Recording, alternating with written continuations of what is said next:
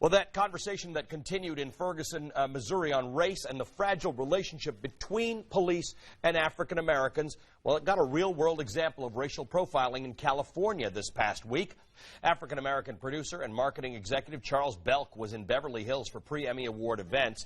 Police thought he matched the description of a robbery suspect for a crime nearby, so they handcuffed him, kept him sitting on a curb during rush hour, and eventually arrested him and locked him up for hours. It was all a mistake and a striking display of racial profiling. That man, Charles Belk, joins us now from Los Angeles. Charles, good to see you. You've become the human face for something African Americans around the country have been telling us they experience all the time. You are a very successful man walking in a very successful town, and one that likes to think of itself as more socially aware than much of the country. So how do you think this happened? Yeah, I'm not exactly sure, but everything you said is absolutely correct. It's not something that you would expect in a town like Beverly Hills or in a community as open as L.A. Mm-hmm. It's generally very accepting out here. What was going through your mind as this all happened?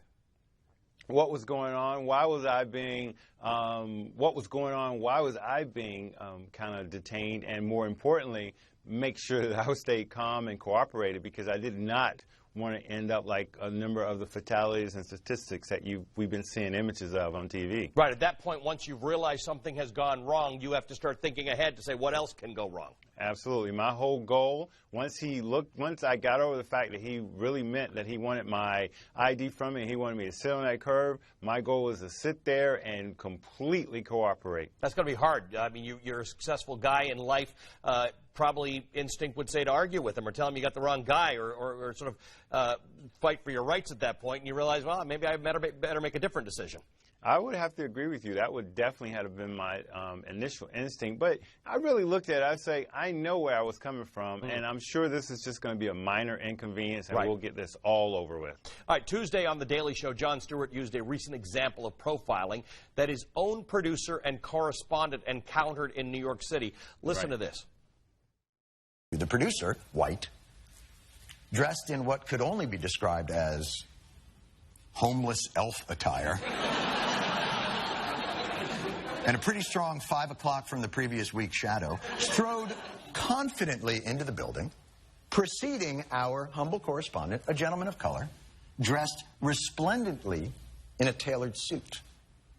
Who do you think was stopped? Let me give you a hint: the black guy. And that happens all the time, all of it. Race is there, and it is a constant. You're tired of hearing about it? Imagine how exhausting it is living it. So we see examples like yours far too often. Has this happened to you before, and is it something that you hear about and think about, or is it something you think happens to other people and you weren't expecting it to happen to you? Well, so I'm from the South, and I'm 51 years old. So racial profiling is not new to me. I'm used to it. I've heard stories about folks being, kind of mistargeted and stopped and identified and held, hostage and their rights being taken away. Nothing like this has ever happened to me before. I would never have believed that anything would happen like this to me. Have you had others tell you, though, that they feel that this happens to them, or they feel they're getting profiled all the time?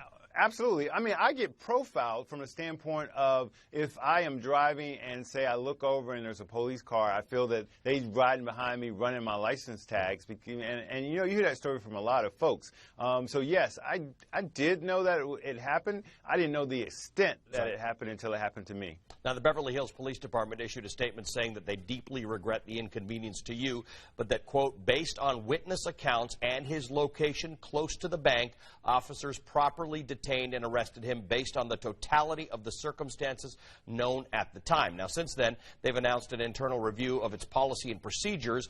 They initially defended themselves, but in your opinion, what needs to change, if anything, in their policies?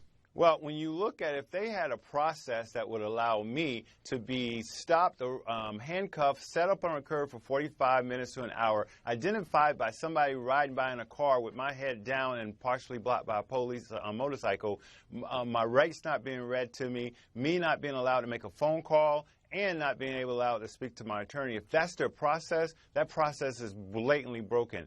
I completely welcome the fact that they are going through this review, and I think it's a great first step in trying to fix things out over there. The Beverly Hills Police Department says they reached out to you to express their regret. Have you actually had a conversation with them? My lawyer and I called them. This probably was earlier in the week, Monday-ish, Tuesday. But they called my attorney back because no one answered, and he spoke with them. I have not spoke with them since the night I left early Saturday morning. You don't seem unduly angry about it. I mean, you must have been disturbed by it, but you seem to have taken this in stride. What are you feeling about it? So, here's the thing. I'm an understanding person from the standpoint that when they stopped me and they said that I matched the description, I thought, well, okay, what's going on? But we're going to work this out. Yeah. And I get it. I get they have a job to do. I just think they did it very poorly. Sure. I think that when after 6 hours, asked the detective and 2 FBI special agents, if I robbed a bank, they clearly have that on video. Right. Did they not see that it was not me? And when they told me, if they would have said he looked like you, but we wasn't sure, we needed to question you more, they said they had not watched the video. 6 hours later, that's a problem. They had me out there for 45 minutes. That's a process that they should have incorporated in today's technology. Watch that video right there, right then. Well, that sounds like a reasonable recommendation as they're reviewing their procedures. Charles, glad to see it all worked out in the end, and thanks for sharing your short story with us. Thanks so much for having me. Charles Belk.